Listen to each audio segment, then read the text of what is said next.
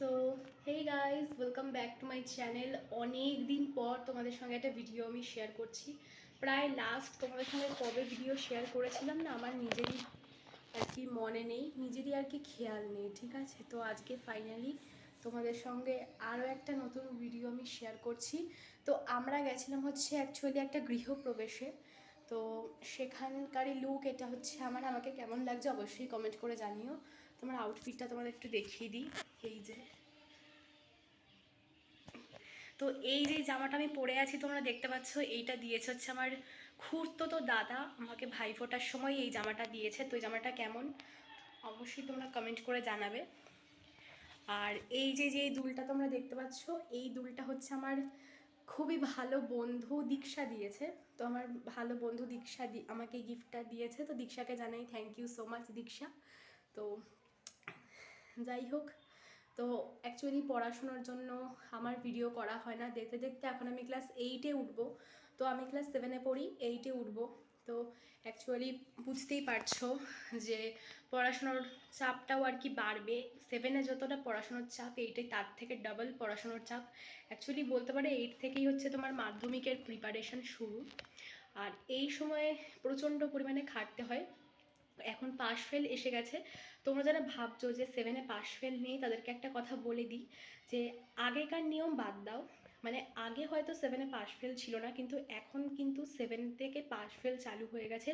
অন্ততপক্ষে আমাদের স্কুলে কিন্তু এটা কিন্তু চালু হয়ে গেছে যে তুমি যদি একটা সাবজেক্টে কম নাম্বার পাও, মানে 35-এর নিচে যদি কোনো সাবজেক্টে পাও, তাহলেই তোমাকে ফেল করিয়ে দেওয়া হবে। এটা কিন্তু ক্লাস 7 থেকেই চালু হয়ে গেছে। যারা জানো না বা যারা মনে করো যে 7-এ পাশ ফেল নেই, তাদেরকে এই কথাটা বলে দিলাম।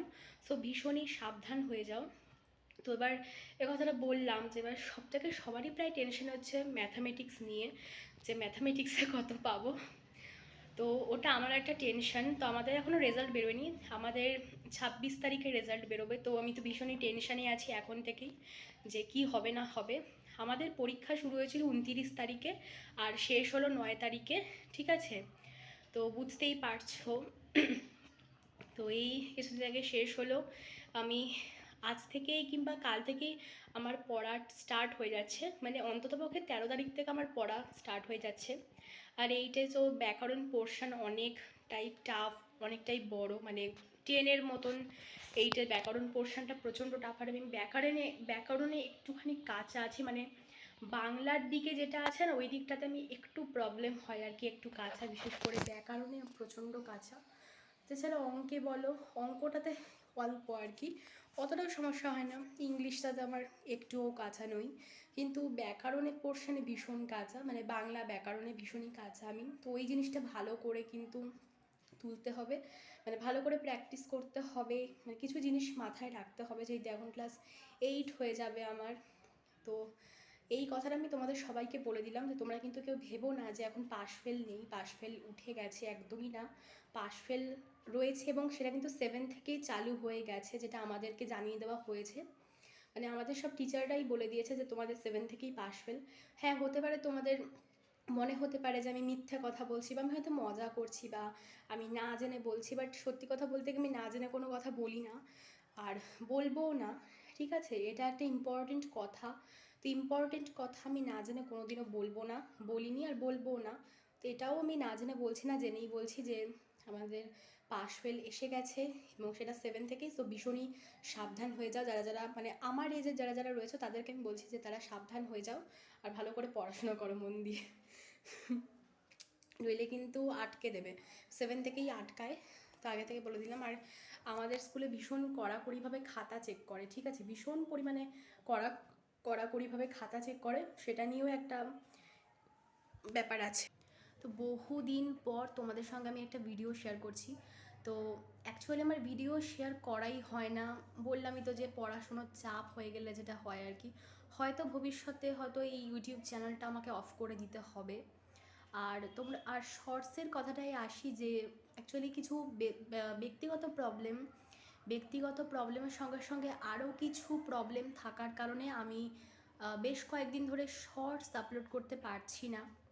তো এটা আমি তোমাদেরকে জানিয়ে দিচ্ছি যে কিছু একটু প্রবলেম আমার রয়েছে, তো সেটা তোমরা প্লিজ একটু মানিয়ে নিও। যে আমি হয়তো খুব শীঘ্রই আবার শর্টস আপলোড করব, আগের মতন আমি চেষ্টা করব অবশ্যই। অ্যাকচুয়ালি ভিডিও বানানোর আমি টাইম পাই না, ঠিক আছে, সেখানে শর্টস তো অনেক অনেক অনেক অনেক অনেক দূরের ব্যাপার। তো আগে ভিডিও বানানোর একটা টাইম আমি পাই, আগে একটা টাইম আগে আমি সেটেল করে নিই যে আমি এই টাইমে ভিডিও করব, তো তখন আমি সেই টাইমটাতে ভিডিও করব। তো অ্যাকচুয়ালি আমি দুপুর বলো কিংবা সন্ধে বলো কি সকাল বলো আমি কিন্তু করি না সেটা, ঠিক আছে। তোমাদের একটা জিনিস বলি, যে যখন আমি ফ্রি থাকি, ঠিক আছে, তখন তো দেখো সবসময় ভিডিও করতে ইচ্ছে করে না। আর তোমরা হয়তো অনেকেই ভাবো যে আমি কোন টাইমটাতে ভিডিও করি, তো তোমরা যেই টাইমটাতে রেস্ট নাও সেই টাইমটাতেই আমরা ভিডিও করি, মানে আমি ভিডিও করি, ঠিক আছে। যেমন এখন দুপুরবেলা, দুপুরবেলা নিশ্চয়ই রেস্ট নেবে। এবার তোমরা অনেকেই ভাবতে পারো যে আমরা যেই টাইমটাতে রেস্ট নিই সেই টাইমেই তুমি ভিডিও করো, আর যেই টাইমটাতে আমরা কাজ করি সেই টাইমে তার মানে তুমি রেস্ট নাও। তো এটা একদমই না, আমার রেস্ট নেই। আমার সেই টাইমটা, তোমরা যেই টাইমে কাজ করো না সেই টাইমে আমাকে আমি পড়তে যাই, আমি স্কুলে যাই, এরকম, ঠিক আছে। আর যেই টাইমটা তোমরা রেস্ট নাও সেই টাইমটাতে আমি ভিডিও আপলোড করি বা ভিডিও আমি এডিট করি বা ভিডিও বানাই, ঠিক আছে।